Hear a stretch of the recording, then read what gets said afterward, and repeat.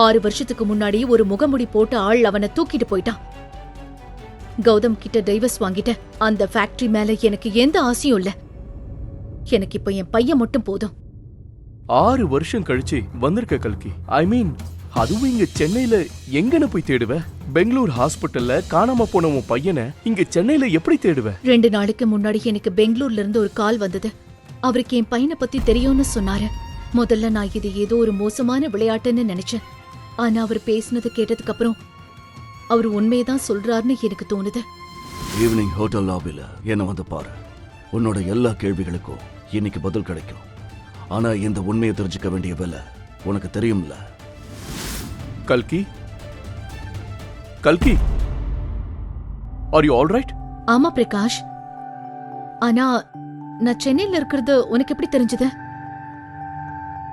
ஆக்சுவலா 2 நாளைக்கு முன்னாடி நீ யாரோட உயிரை காப்பாத்தினியோ அந்த விஜய் ஈஸ்வரன் எனக்கு ரொம்ப வேண்டியவர்.